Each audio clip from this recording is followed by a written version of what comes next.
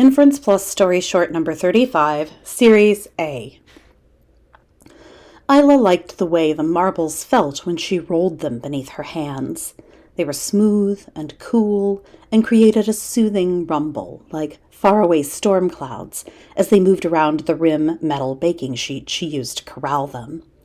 She liked the colors too, of course, the glimmering golds and milky greens and swirling reds, but the feel of them, that was the best. When she'd been younger, there were other children who collected marbles, but their use for them was fleeting and utilitarian. They were a toy with which to play a game, a tool for social interaction. They would use them to build a childhood memory or two, and once their use was through, they were passed along to younger siblings or discarded. Isla felt differently. Her marbles were objects of fascination and reverence. Though her collection now numbered in the hundreds, she could describe each and every one, each one a tiny planet with its own unique biosphere. Every single marble in Isla's collection had been given to her or found. It was a point of pride for her that all of them had come into her hands as the result of charity or happenstance. There were a surprising number of abandoned marbles to be found in the wild, and she would feel a sensation a bit like a sneeze coming on when a nice specimen was nearby. She'd feel that itch and tingle in her nose, look down, and there would be an Aggie or a Swirly protruding from the dirt.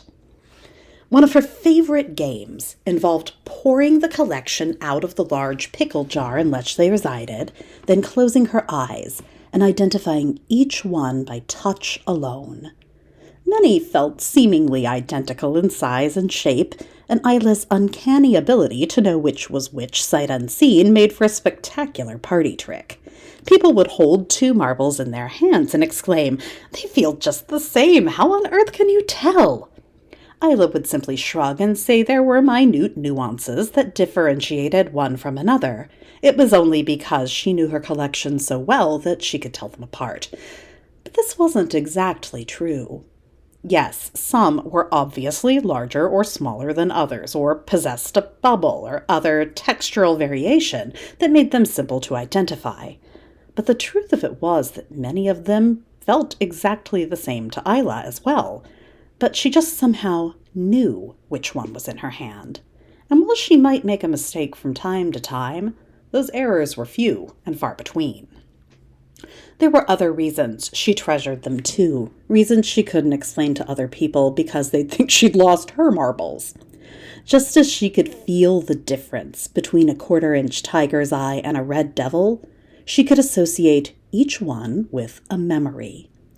She'd pick up a sulfide with a tiny elephant inside and find herself far away, walking by the Rhine with one hand in her papa's and the other patting the marble in her pocket to be certain it was still there.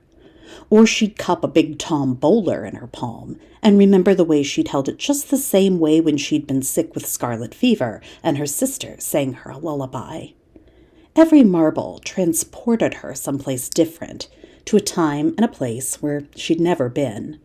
And Isla knew it was a strange thing to feel and to know, but it was her strange thing. It belonged to her and to no one else.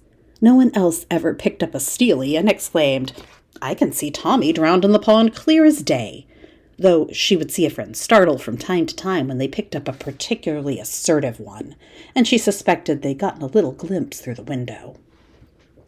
Isla had similar experiences with other old things, teacups or doorknobs or old leather shoes, but she usually found those windows too hard to look through.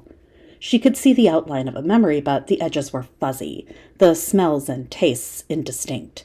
Not clear, like with the marbles, where every sensation wound its way through her like a conduit. She imagined it was a bit like someone who could play the violin attempting to play the cello.